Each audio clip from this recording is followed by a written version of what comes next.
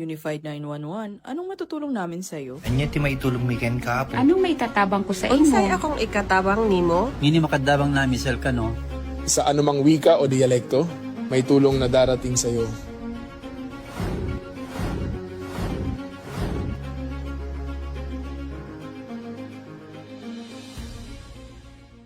Lilingkod sa bawat Pilipino at magbibigay ng tamang impormasyon para sa tahimik at maayos na Pilipinas. Police News Network, alagad ng batas, tagapagtaguyod ng balitang pulis, sandigan ng mamamayan, patnubay ng katotohanan.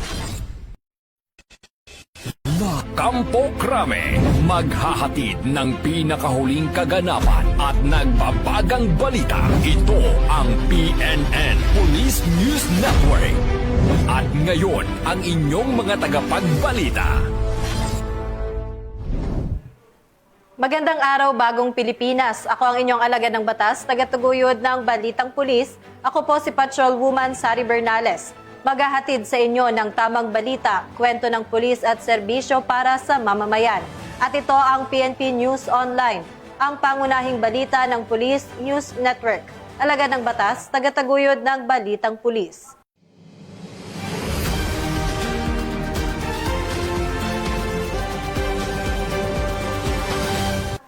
Narito ang mga balitang hatid ng ating PNN correspondents mula sa iba't ibang panig ng bansa.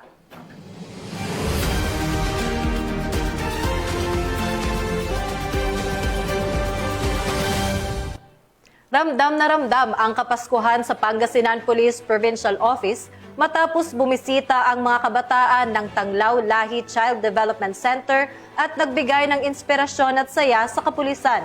Ibabalitayan ni Patrolman Dennis Carinal.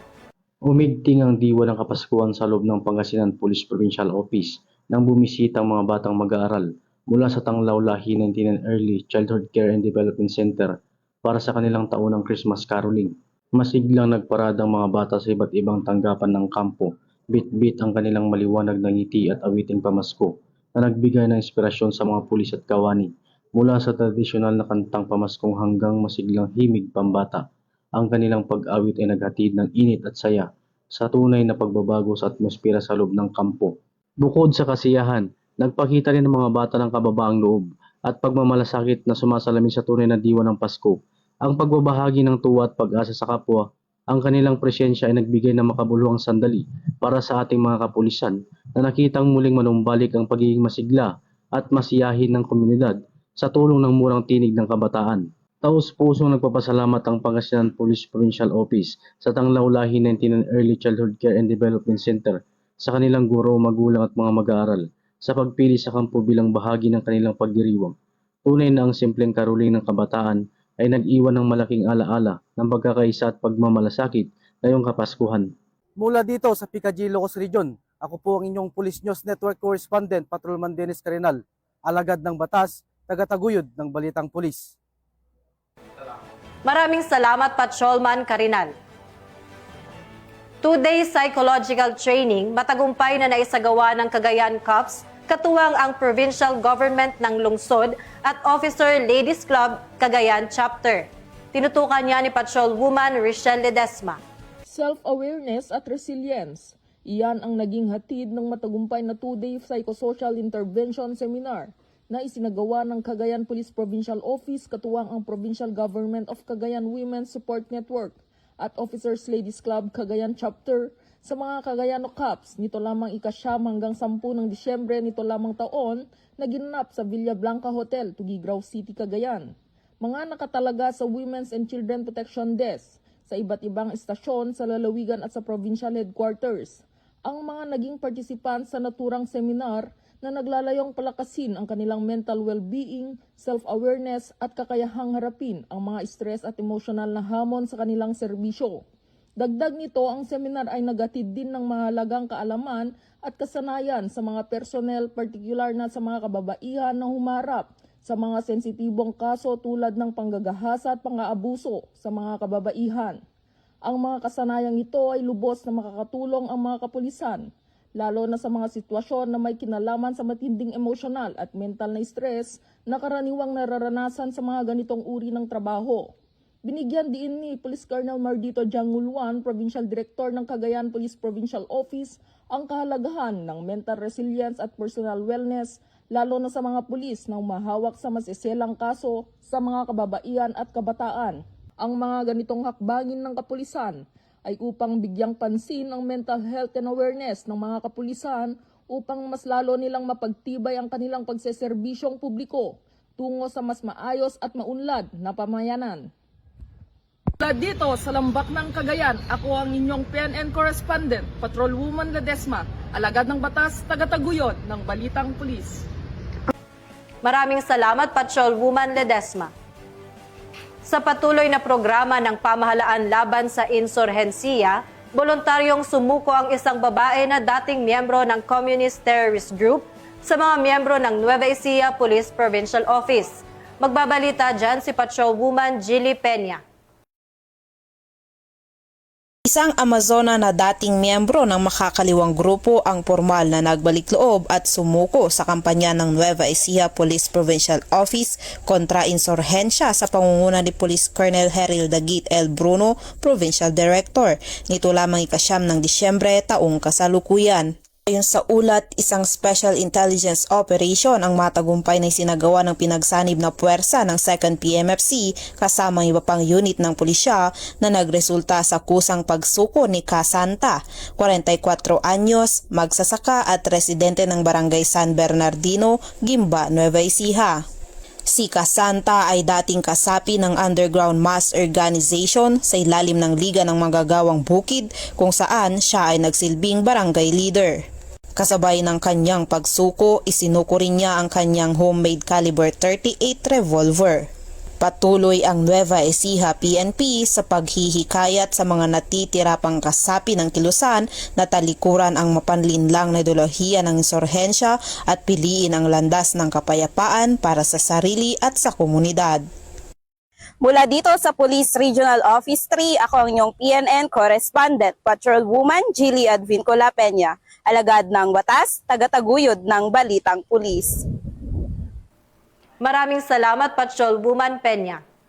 Hindi na nakapalagpa ang 2 drug suspect matapos ang isang matagumpay na anti-illegal drug operation ng mga otoridad sa Tabuk City, Kalinga.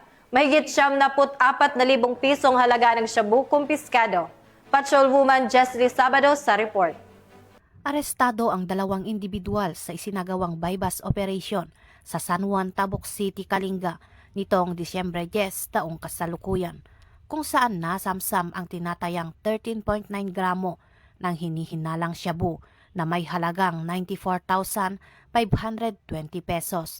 Isinagawa ang operasyon sa pangunguna ng Tabuk City Police Station, katuwang ang Balbalan MPS, Kalinga PIU PDEU, 15th Maneuver Company, RMFV-15, Regional Intelligence Division PROCAR at Kalinga PLO. Naaresto ang mga suspek matapos mahuling nagbebenta ng hinihinalang shabu sa isang pulis na poser buyer.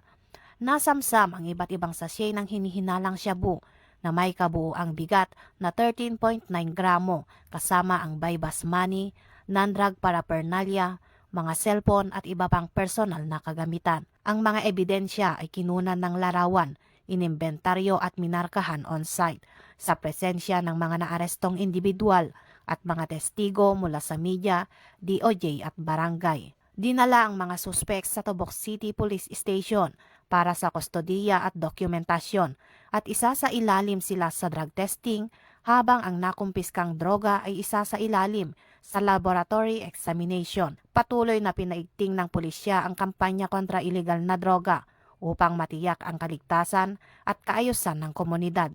Mula dito sa probinsya ng Apayao, ako ang iyong PNN Correspondent, Patrolwoman Jesly Sabado, alagad ng batas, tagataguyod ng Balitang Pulis.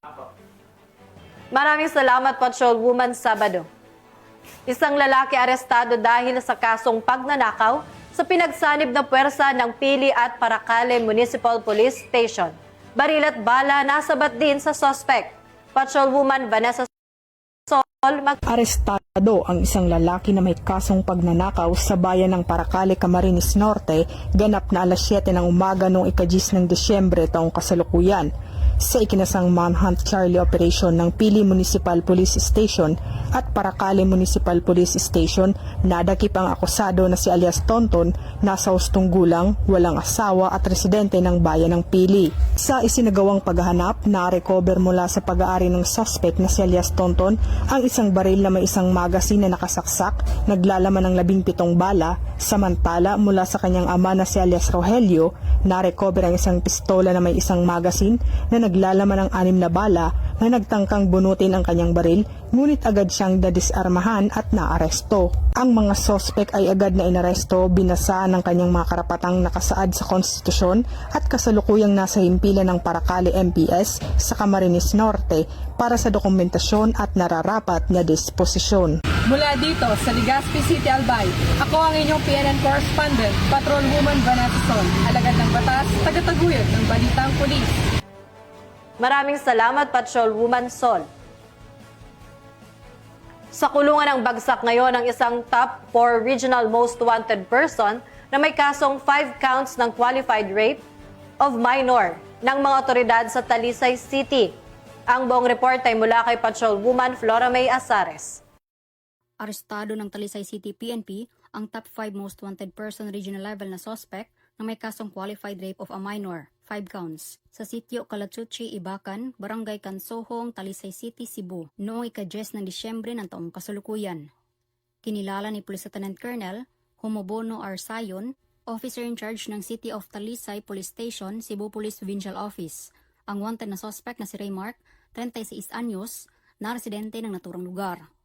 Ang suspect ay naaresto sa bisa ng warrant of arrest para sa kasong qualified rape of a minor sa ilalim ng paragraph 1D ng Article 266A ng Revised Penal Code, 5 counts, na walang rekomendadong piyansa. Kasalukuyang nasa kustodiya ng City of Talisay Police Station ang suspect para sa dokumentasyon at tamang disposisyon. Ito po si Police Lieutenant Colonel Humobono Sayon, officer in charge ng City of Talisay Police Station.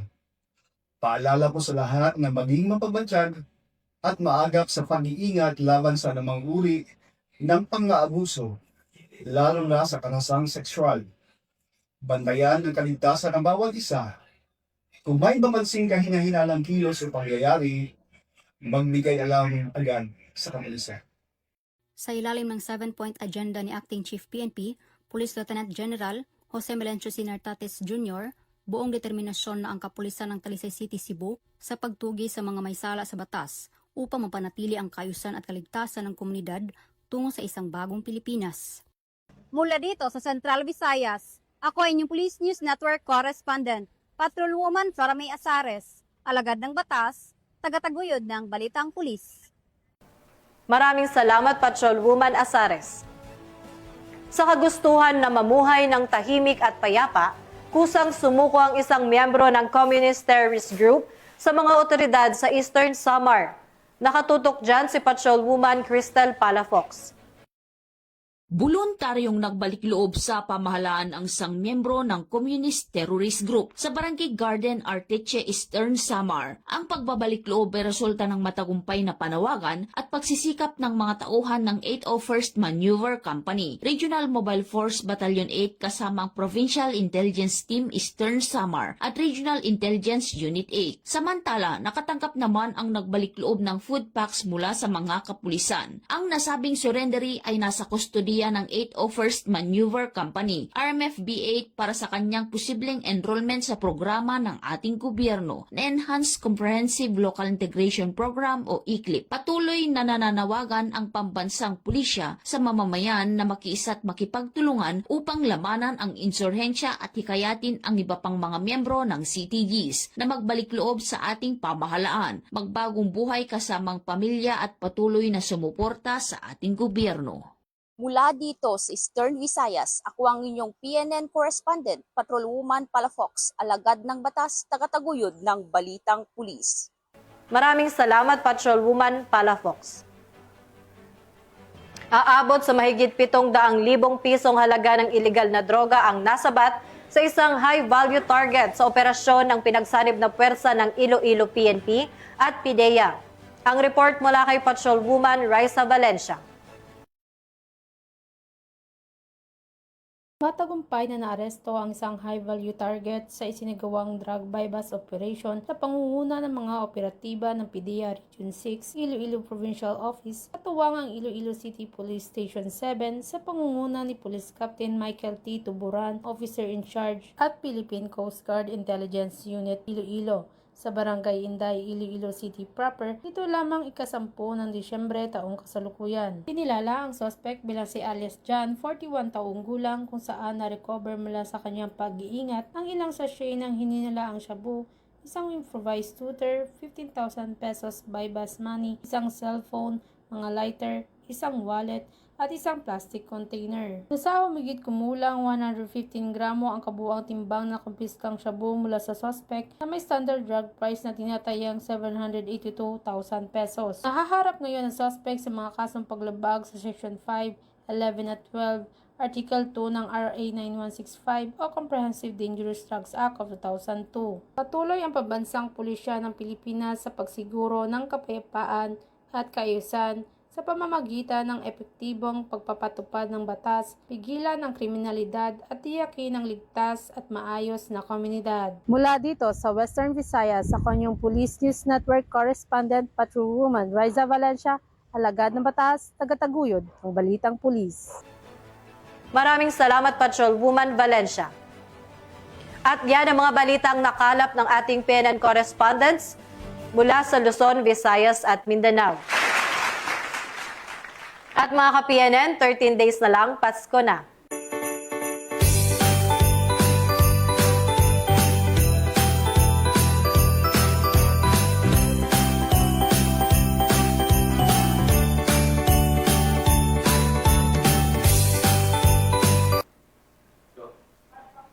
Sa ngalan ng pamunuan ng Philippine National Police sa pangunguna ni Acting Chief PNP, Police Lieutenant General Jose Melencio Nartatis Jr., at sa pamumuno ni President Ferdinand Bongbong Marcos Jr., kami ay maglilingkod sa bawat Pilipino at magbibigay ng tama at balanseng balita. Mula rito sa tanggapan ng tagapag-ugnay ng Pambansang Pulisya, ako ang inyong alagad ng batas, tagataguyod ng Balitang Pulis, Patrolwoman Sari Bernales. Maghahatid ng tamang balita, kwento ng pulis at serbisyo para sa mamamayan. At ito ang PNP News Online. Ito ang bagong PNP para sa bagong Pilipinas. Serbisyong mabilis, tapat at nararamdaman.